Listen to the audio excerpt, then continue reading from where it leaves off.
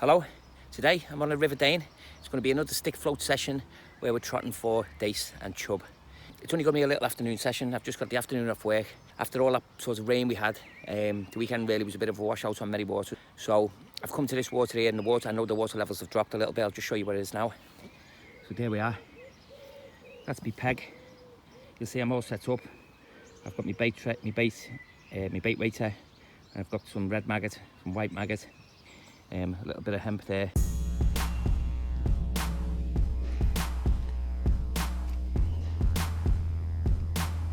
Yeah, we're into our first one. That's a little chublet.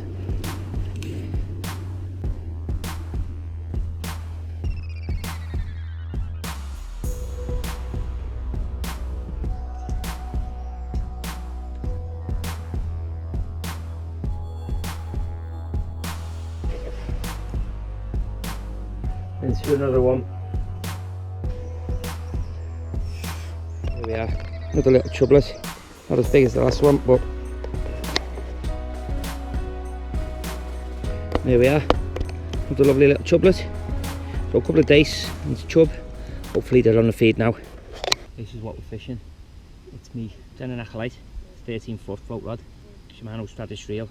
I've got a 4-pound setup on that, and down to a size 16. When we talk about river fishing, you know, the way I love to do it, I love stick float fishing. It's just one of my favourite things. So that's what I'm using a 10 number 4 stick float. And what I've done is, it's pitching about 6 foot. I've got 2 BB just to cock the float there. And then it's nothing really till about the last probably 2.5 foot. On the river, you've got to play around with the shot definitely, because, I mean, unless it's ploughing through, I'll probably always start with a shape button style. The top of the river moves faster than the bottom of the river, so your float's always going to be ahead of your bait. And what you're trying to do is you're trying to create this arc so that your bait's just trundle along the bottom. And obviously, depending on the flow, will determine, you know, where your sort of bait rises and falls in the water. And that's what we're trying to create. We want to create the perfect sort of arc, so that as you lift your float, your bait's just dropping back. And that can't happen by just guessing it. You've got to play around with it, and then as you get the bites, by moving your shot around, you know you're in the right place. So one thing I have done, I started today on that float, but it was the fluorescent yellow. And obviously with the just bits of froth on the water, I was struggling to see the bite further down the swim. So I've just swapped it onto the same float but the orange one. What I have said is that the bites are coming quite far down on the river, and it's hard to see them, and it's obviously hard to hit them as well. And I have got another rod with me. I've got my 15-foot rod. So, but this is my lightest rod, and I really like this rod. So I'm going to keep trying with this. But if I feel like I'm missing bites, I might move to the bigger rod. So let's see what happens.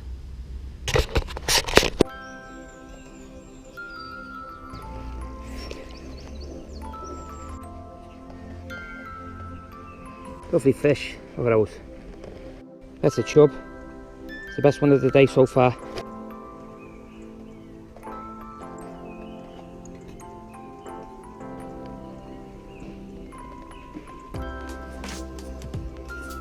There we are, lovely, lovely chub.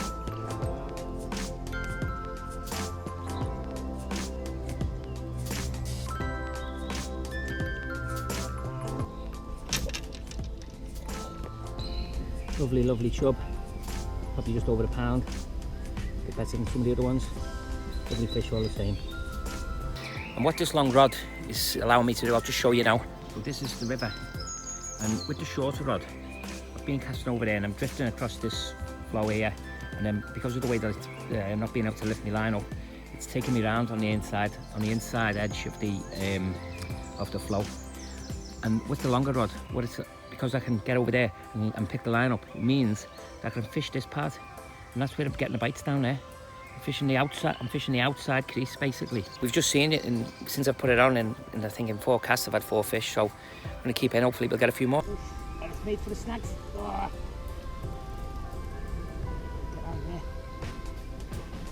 It's right into these snags. Oh, I think it's got in as well.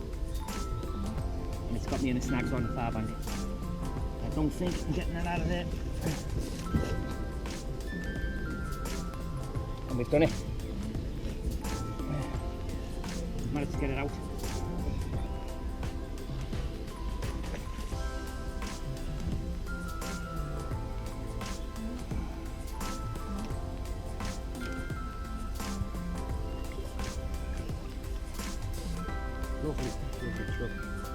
Those lovely chub, be about £2 maybe.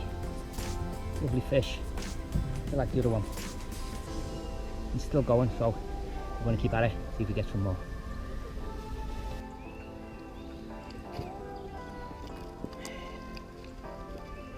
That's the net of fish. Got some cracking chub in there. Look at that, a great chub. Some nice roach. Lovely chub. That one. Look at those. Absolutely superb fish. A cracking session. Fantastic. Let's get them back. So what a cracking little session that turned out to be. As I say, just an afternoon session. Only 4.5 hours. Some nice chub. Load of chublets. Some roach. A great afternoon's fishing. And the big thing to note is, it started off early on. You know, we got a couple of those chublets, but I was getting them low down in the peg, right quite far down. I'm talking, you know, 60, 70 yards down the peg. And I persisted with my 13-foot rod because it's the rod I like to use. And I knew it made sense to go over to the 15-foot rod. So I did, but I hadn't gone too long. But as soon as I went over onto the 15-foot rod, I started nailing the bites at that distance. And that's the thing to be learned. I shouldn't have messed around. I should have just went straight over to the 15-foot rod.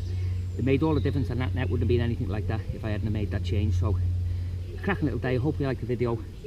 If you do, give us a like and subscribe, and thanks for watching.